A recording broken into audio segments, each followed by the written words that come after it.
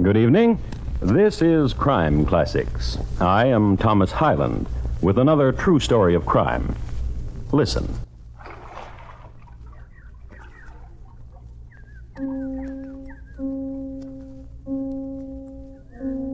You have just been within earshot of a drowning. Not such a drowning as will cause shouts of alarm throughout the world, nor even a headline. Just tears, quiet remorse. For the lady who is weeping just drowned her doll, and a part of her life, and a part of her reason. She'll go on from here to people. She'll go on from here to kill by poison. So tonight, my report to you on the torment of Henrietta Robinson and why she killed. Crime Classics, a new series of true crime stories from the records and newspapers of every land, from every time. Your host each week, Mr. Thomas Hyland, connoisseur of crime, student of violence, and teller of murders. Once again, Mr. Thomas Hyland.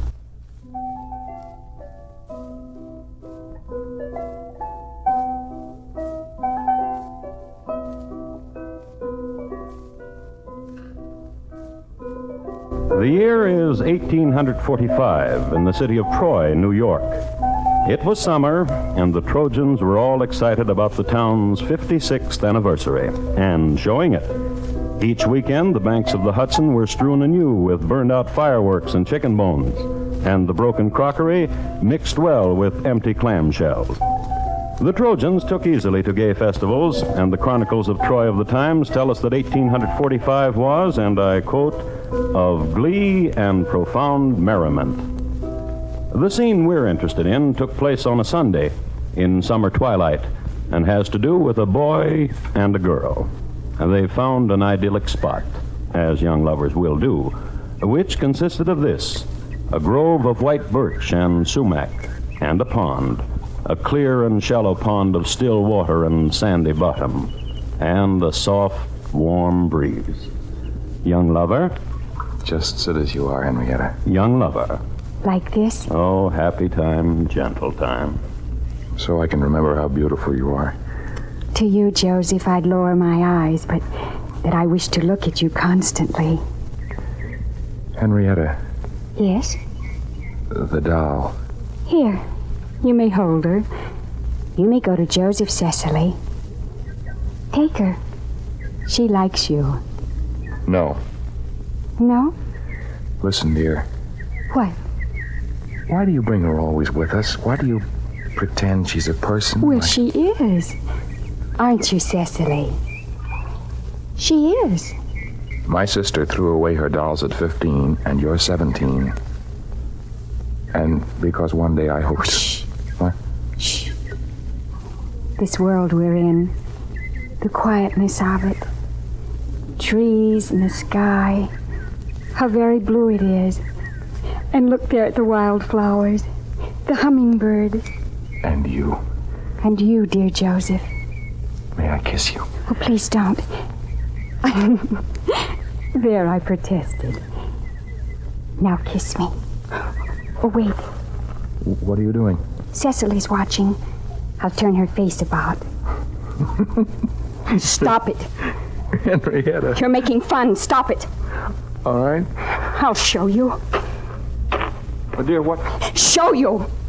Henrietta, put down that stone. Henrietta. No one will ever know. What? This place we're in, this time, and how we love each other. Ask me again, Joseph. About what? Not to go back home to Quebec. To write my parents that I've found my true love. And you want to marry me and keep me here. I do. You were going to kiss me. Please kiss me.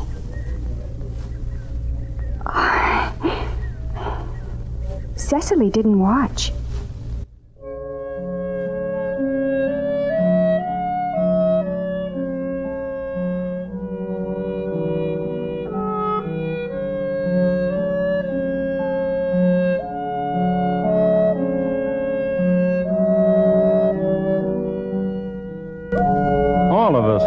darknesses and silent screamings, but most of us don't throw stones at people.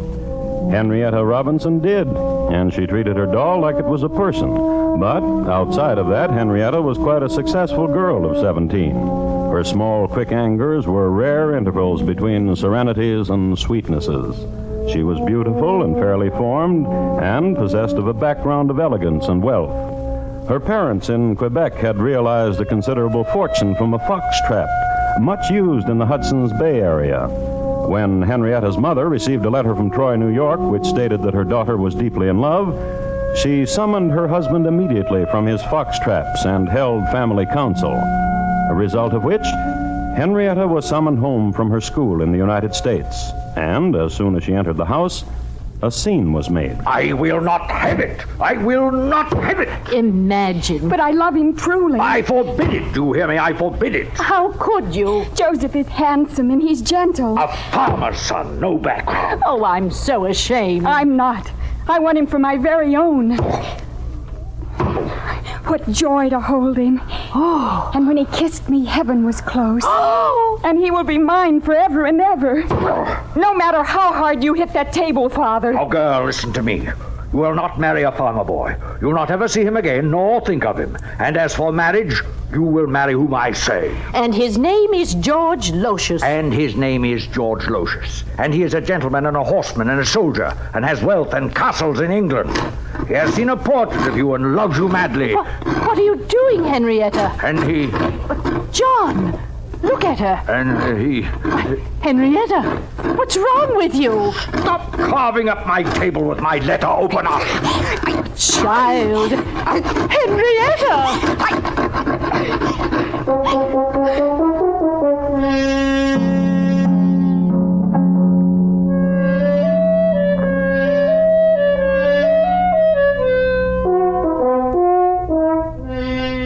She ruined a fine Regency table, her father's favorite for pounding.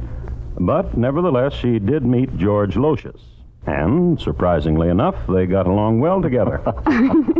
Can you imagine Lady Melville dropping her fan at such a moment? And later, Pick a card, dear Henrietta. This one? Any one at all. You take one, Cecily. Here, I'll help you. Your doll took the 3 of spades.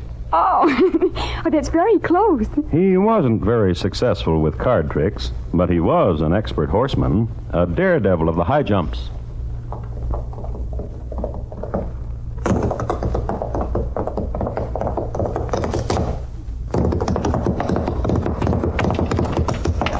Oh, it's exciting watching you, George. Isn't it, Cecily? Give us your hand. Up we go. Now, hold tight. Now, you got. Take the spur.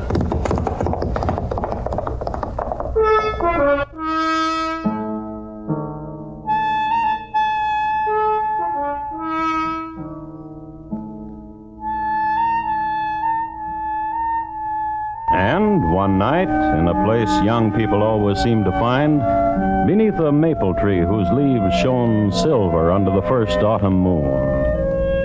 I believe Cecily likes me, Henrietta. Oh, she does. And you? Cecily wouldn't like you unless I did. Henrietta, I've loved you since the moment I saw your portrait. What are you doing?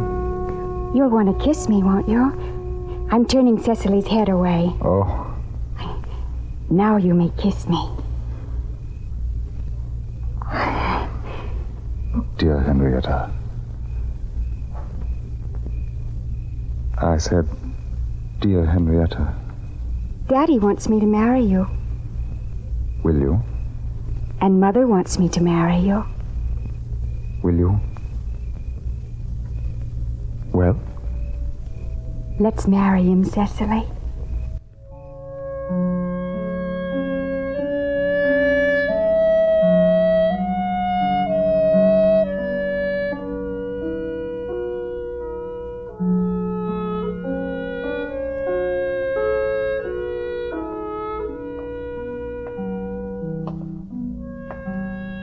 Henrietta? Henrietta, dear. Cecily. Henrietta! Where are you hiding, Henrietta?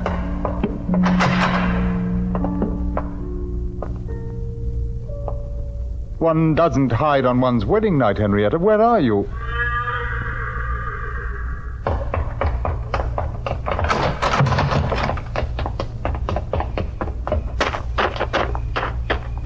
Henrietta!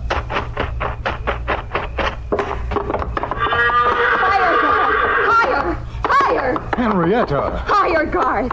What has happened to you? Why are you teasing this stallion? What's happened? Come, I'll take you back to the house. No! You're my wife. You'll do as I say. No! Wife!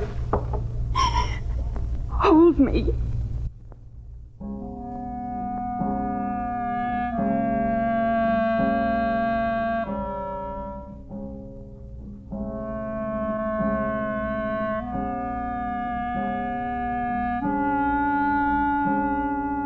It was the beginning of October when they set off for George's home in Europe. They booked passage on a steamer out of New York, and to get there, they stopped overnight at Troy. I must do some last-minute shopping, George. But why are you taking Cecily? Cecily always liked Troy.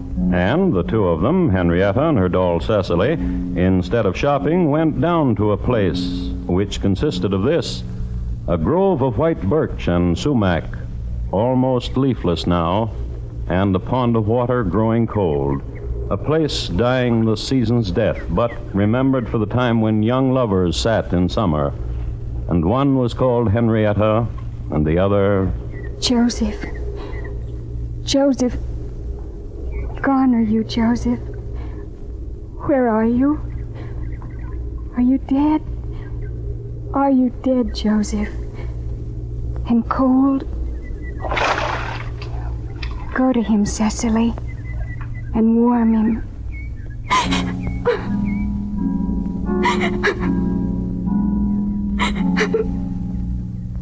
She just drowned her doll, and a part of her life, and a part of her reason, and grew closer to violence.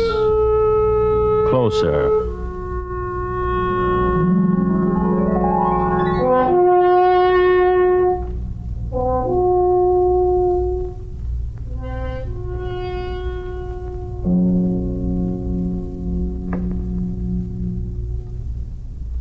You are listening to Crime Classics and your host, Thomas Hyland.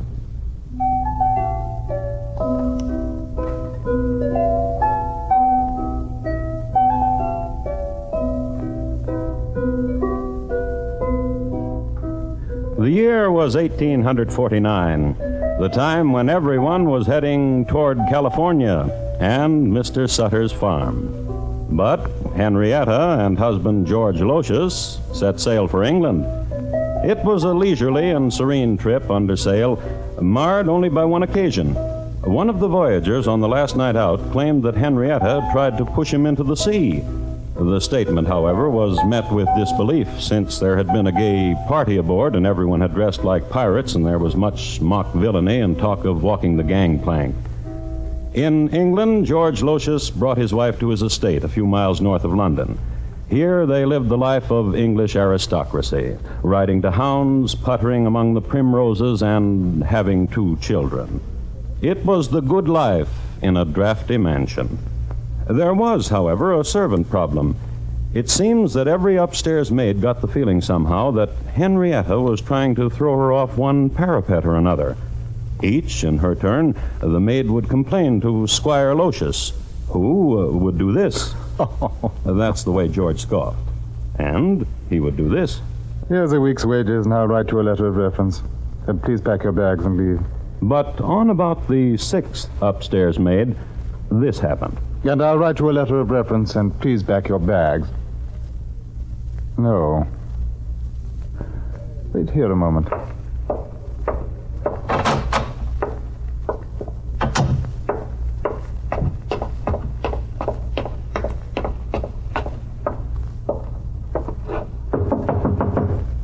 Yes?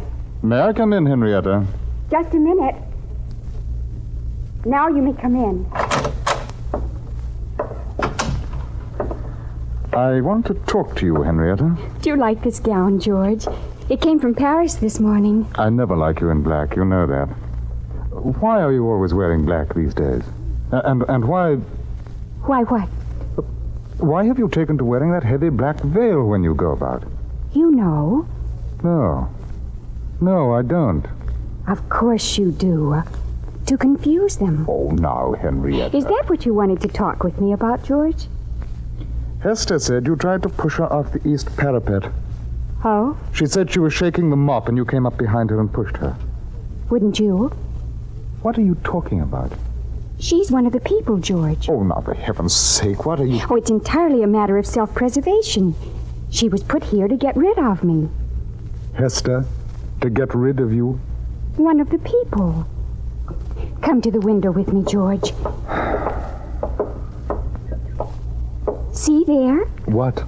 Don't pretend. What am I supposed to see? It's useless to talk with you. But what am I supposed to see? Simply what's there out in the garden. The faces. Oh, for heaven's sake. And something else I'll show you, too. This. A pistol? Really, now?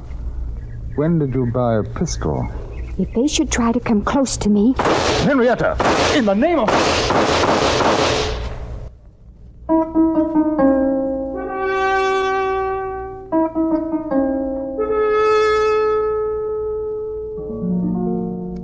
Whether or not she was aiming at George, we cannot know. We do know she didn't hit him. We do know that when she deserted him and their 2 children and returned to this country, he made no effort to bring her back. Nor did he ever have any trouble keeping an upstairs maid. Of the further history of George, we know nothing definite.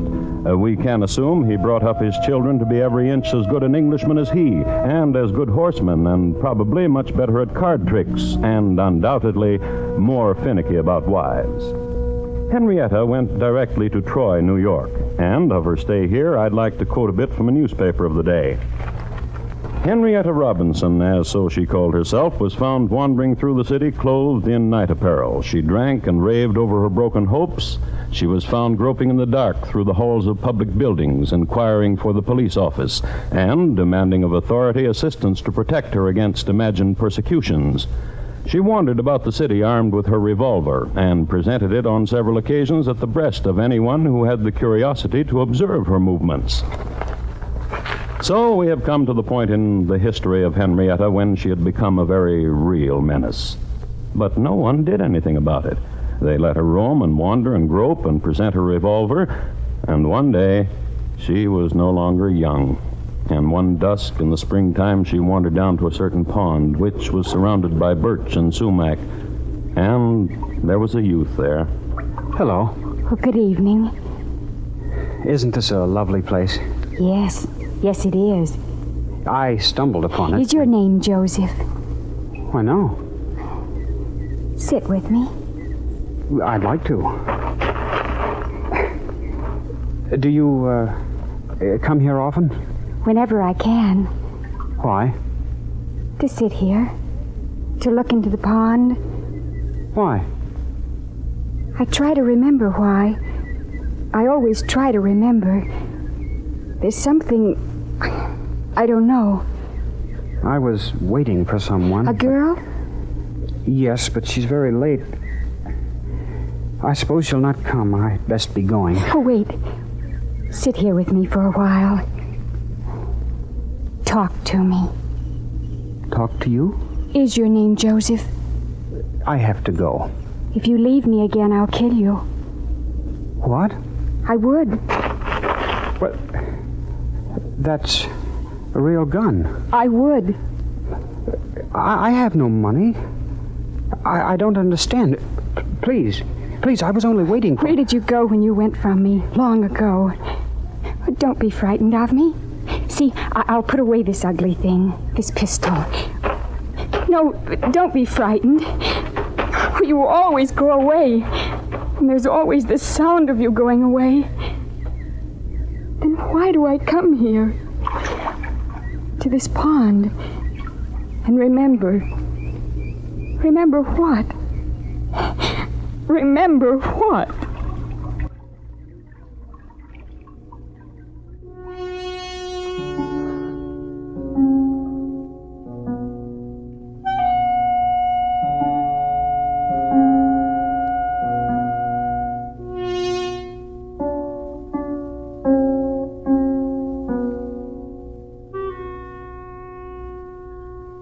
Dum, dum, dum, dum, dum, dum, dum.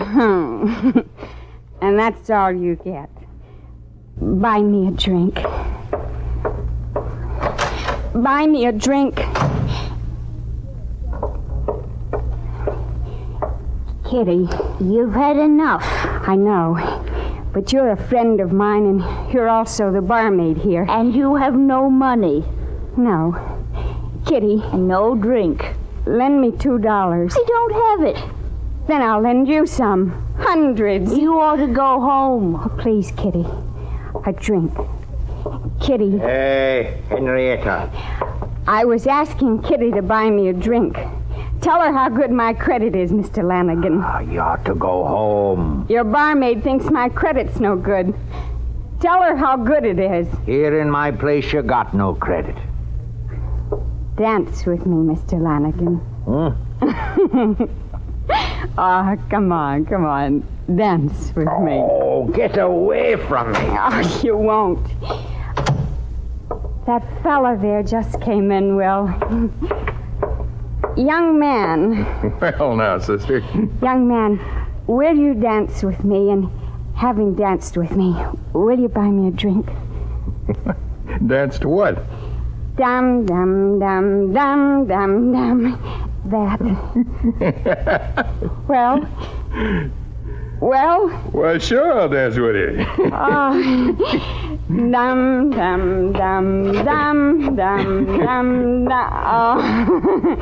Oh. There, young man. Did you enjoy your dance? Then buy me a drink. What's your pleasure? Oh, Kitty, gin.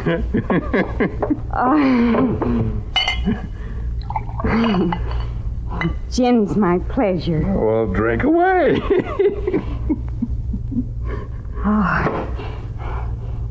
Young man. Yeah. Another? Well, sure. Hey, Lanigan, where are you going with that gin bottle? She can't have no more. Young man, tell him. Oh, Lanigan's saloon, sister. He says what goes. I danced with you. You got your gin? Get out of here, Henrietta. What a way to talk. Can I take her home, Mr. Lanigan? Just get her out of here. Come on, Henrietta. Don't touch me. Don't touch me. I told you to get out of here. Now I want you out of here. Outside. Out. Let go of me. Stop it. Stop.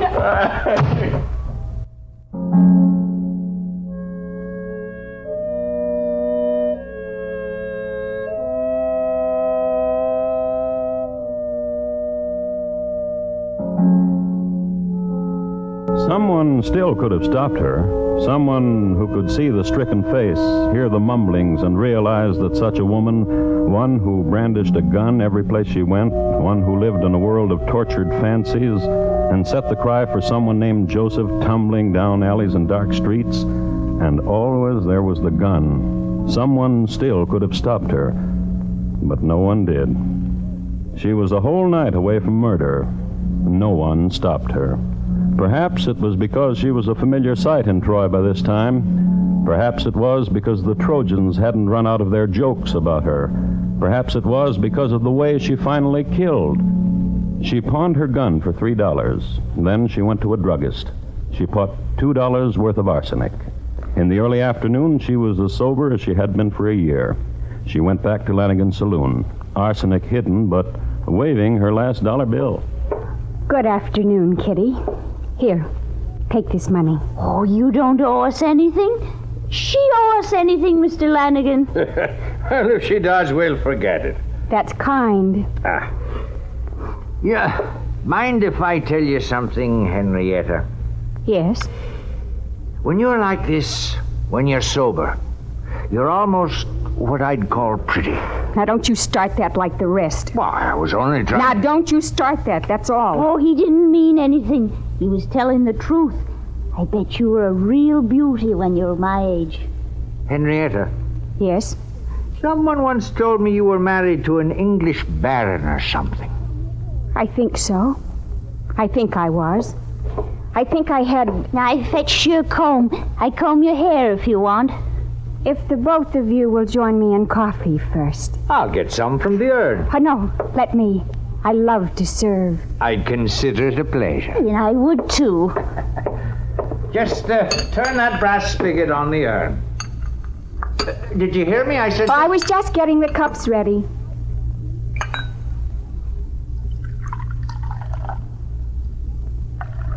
Do you wish them sweetened? No. Nor I. Yours, Kitty, and Mr. Lanigan. Thank you. Where's yours? I'll get it. Now, we can all sit and chat.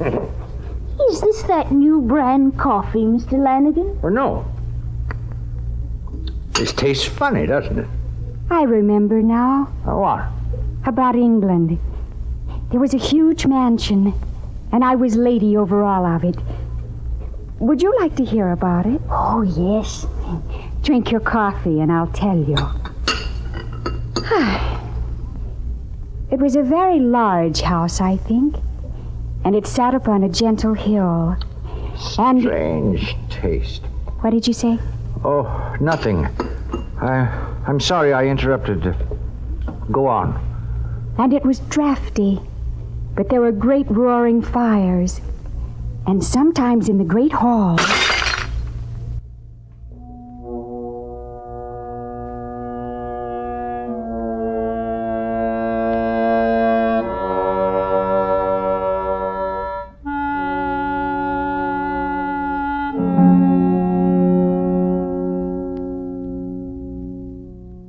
Kitty, the barmaid, died from arsenic poisoning that night.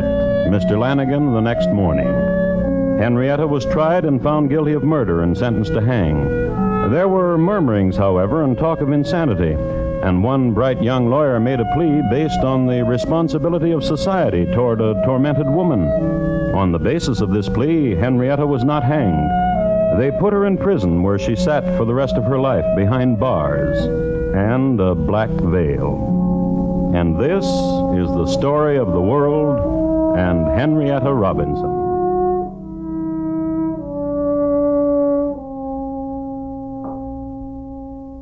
Henrietta Robinson, tonight's crime classic, was adapted from the original court reports and newspaper accounts by Morton Fine and David Friedkin.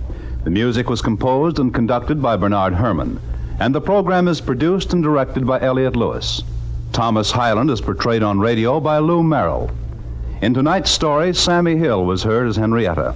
Featured in the cast were Betty Harford, Joseph Kearns, Sam Edwards, Lamont Johnson, Paula Winslow, and Ben Wright. Bob Lamont speaking. This is the United States Armed Forces Radio and Television Service.